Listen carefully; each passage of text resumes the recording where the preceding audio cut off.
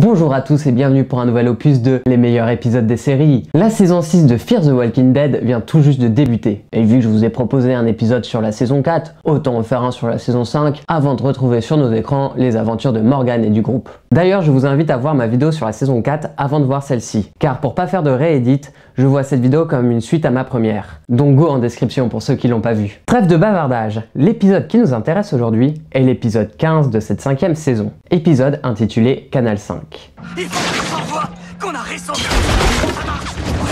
Regardez, ceci est la...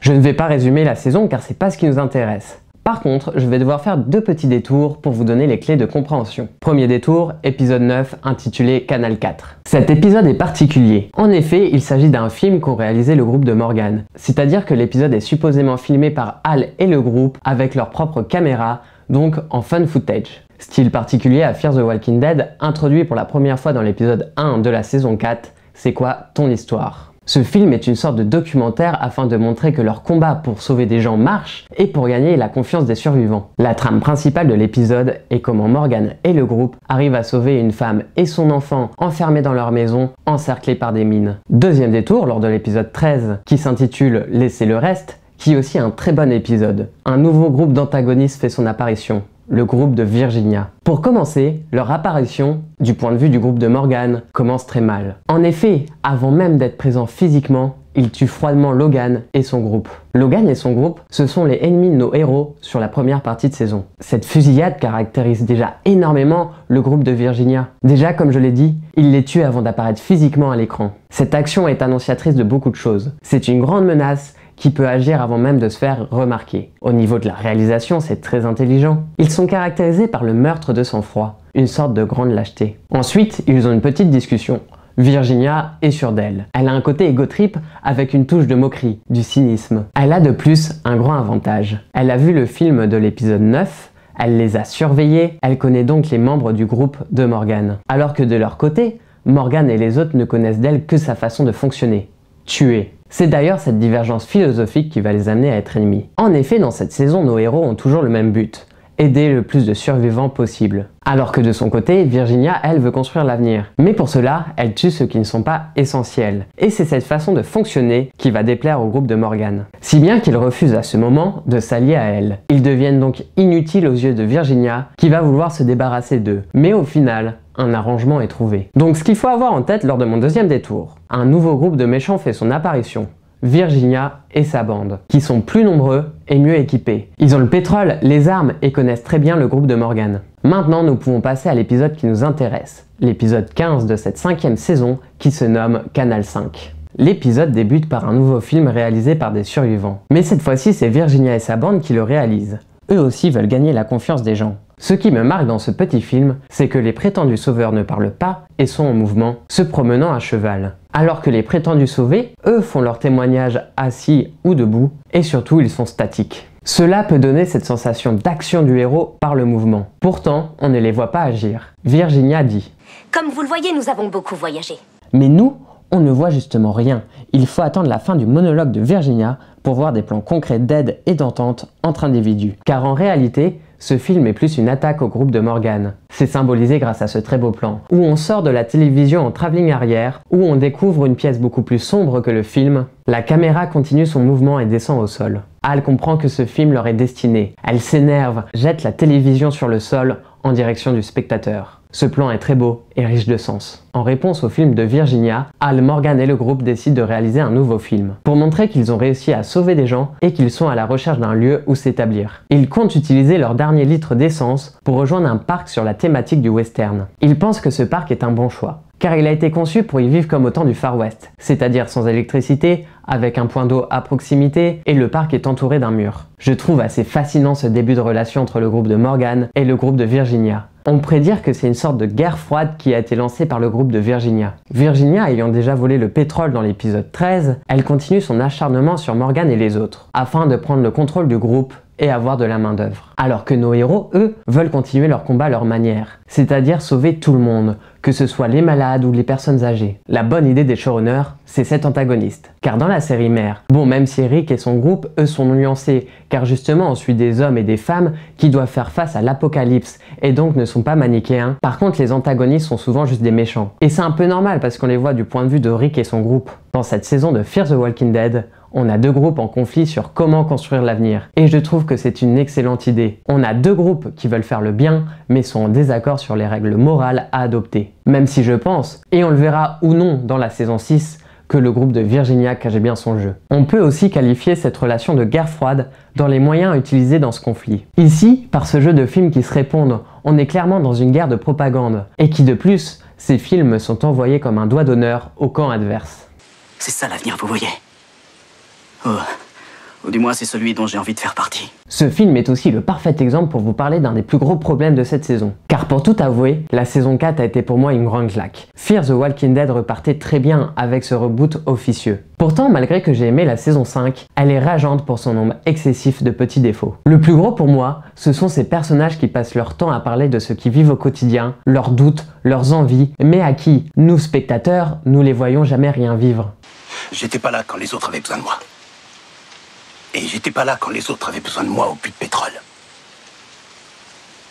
Mais maintenant, je suis là, je suis revenu. Et c'est frustrant car le potentiel est là. Mais au cinéma, l'action doit se vivre par le visuel, par l'action même, et pas par le témoignage. Les scénaristes sont allés trop vite. Nos personnages disent toujours qu'ils ont fait des choses qu'ils ne sont pas fiers, qu'ils doivent se racheter. Mais nous, on ne les a pas vus sombrer. Allez bon, peut-être Alicia, qui dans la saison 3 tue plein de gens de sa communauté pour essayer d'en sauver d'autres. Pour que le spectateur y croie, c'est beaucoup trop tôt. On devrait avoir, avant ce problème moral, 1 ou 2 saisons de guerre atroce, avec plein de morts, où nos personnages sombrent, comme dans la série mère. Ici, quand Morgan nous dit C'est loin d'être facile. C'est très dur. on n'est pas avec lui. On ne le voit pas que c'est difficile pour eux. Alors qu'ils sont sur la route, un pont menace de céder sous le poids du convoi. Convoi qui est donc stoppé. Le groupe s'active pour trouver un moyen de passer. Virginia arrive et une nouvelle confrontation a lieu. Alors qu'elle propose son aide, Victor lui demande de Je veux feuilleter le catalogue avant de passer commande. afin de savoir les contreparties. On en apprend encore plus sur Virginia. Elle a un grain de folie, son humour cynique. Elle sait aussi manipuler en mettant en avant les points sensibles. De toute façon, on a déjà dit non. Tu sais, je t'avais dit que je me renseignerais pour ta femme. Dwight. Le principal ici, c'est qu'on reste sur deux camps figés dans leurs convictions. Virginia, elle voit un groupe qui s'est mis dans cette situation, en perdant leur énergie, à avoir fait un détour pour une mourante. Alors que Morgan, lui, il est dans le prolongement de la vie. Essayer tant qu'il y a de l'espoir. Encore une fois, la situation mène à une impasse. Virginia va ordonner à ses hommes de main de tirer en l'air afin d'attirer un groupe de rôdeurs. On est encore dans cette idée de guerre indirecte. Si Virginia ne tue pas directement ses ennemis, elle provoque leur chute. Virginia part et la horde arrive. Et là, enfin, après une saison portée sur le blabla, on a une scène d'action grandiose. Car déjà, fait rare dans l'univers The Walking Dead, elle est filmée en fan footage.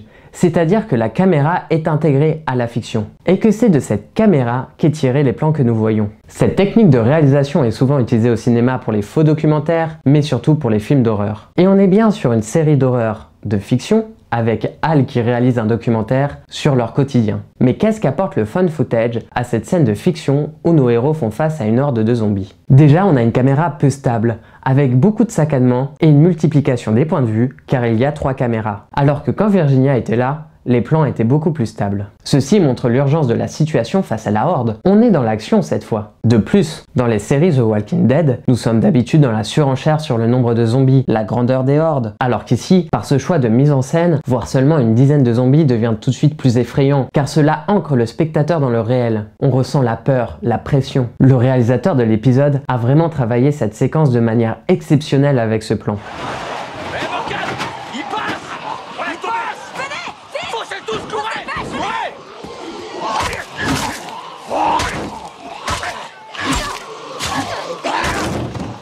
Vous l'avez sûrement remarqué, mais ce plan d'action ne comporte aucune coupure, aucun cut, ce qui nous plonge encore plus dans l'action. Et s'il n'y a pas de coupure, c'est expliqué car il n'y a plus qu'un personnage qui tient une caméra. On ressent cette chorégraphie millimétrée, on recule avec nos personnages acculés par les rôdeurs. Je tire mon chapeau pour la mise en scène de cette séquence. même si en réalité, il y a des cuts. Cette scène n'a pas été tournée en une prise, il y a des cuts qui sont dissimulés lorsque la caméra est en mouvement. Voici un exemple en vitesse réduite.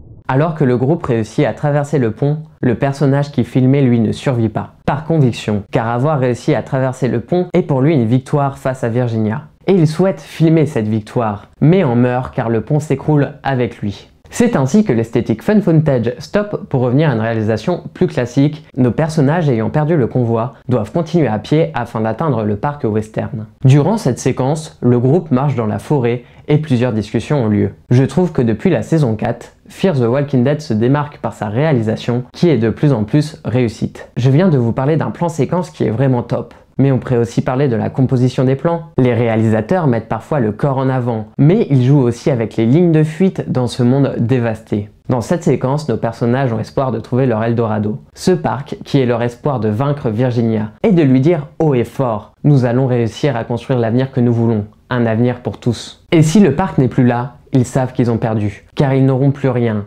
plus d'espoir, plus d'eau, plus d'essence. Regardons cet enchaînement de plans. La majorité de ces plans sont fixes, et les rares en mouvement sont très stables. Après la séquence du pont, où il y avait une caméra très mouvante, où ils ont perdu un proche, ici c'est calme, représentant le deuil, la fatigue, mais surtout leur espoir. De plus, dans tous ces plans, il n'y a aucune trace de civilisation. Uniquement la nature. Il n'y a aucune maison, aucune voiture, même pas un petit poteau électrique. Et quand enfin, il y a trace de civilisation, c'est le panneau publicitaire du parc. Panneau filmé par Hal, donc en fun footage, rapprochant ce panneau à la perte de leur ami. Ce choix montre aussi que certes, le panneau représente l'espoir de trouver un lieu, mais cet espoir n'est qu'illusoire car on le voit d'un point de vue faussé, la caméra de Hal. De plus, la nature semble avoir repris ses droits. Ce lieu ne peut donc plus exister. Cette marche est une tentative désespérée de faire gagner l'humanité face à la barbarie, mais elle ne peut bien finir. Tout à l'heure, j'ai dit que le groupe a fait un détour afin d'aller dans un hôpital afin d'essayer de sauver Grace. Grace,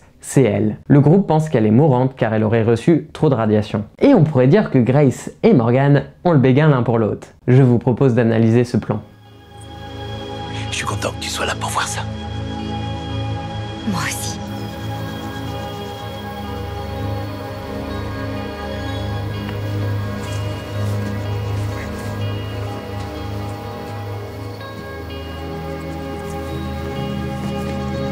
Ce plan est hyper intéressant car Morgan laisse partir Grace, pensant la laisser mourir. C'est pourquoi lui, résigné, reste sur place, alors qu'elle part vers la droite. Ça, c'est la première lecture d'analyse, mais le plan en dit plus. En effet, Morgan, pensant Grace mourante, reste immobile. Il perd espoir, restant dans un ancien monde caractérisé par son immobilisme. Son immobilisme et la peur de la suivre. Car la suivre, c'est la voir mourir. Grace, elle part vers la droite. Et au cinéma, un mouvement vers la droite, ça correspond à quelque chose de positif, car cela correspond au sens de lecture. De plus, la lumière est aussi à droite du plan, grâce au soleil qui est en haut à droite. Grace va donc vers son avenir, vers l'espoir. Au final, elle n'est pas mourante, elle est enceinte. Ce qui prouve que lors de la confrontation entre Morgan et Virginia, c'est Morgan qui a raison. Il faut s'accrocher à la vie. Mais le fait qu'il gagne cette bataille morale, il ne le sait pas encore. Pour le moment, il pense tout perdre. Donc, immobilisme. Mais ça reste Morgan. Sa force, son humanisme, le fait finalement la suivre, toujours vers un espoir d'avenir. Mais aussi car il s'est promis de montrer à Grace le parc, car c'est leur espoir pour renaître. Et que la suivre, c'est aussi refuser sa soumission à Virginia. Évidemment, quand ils arrivent au lieu, le parc est envahi par les rôdeurs.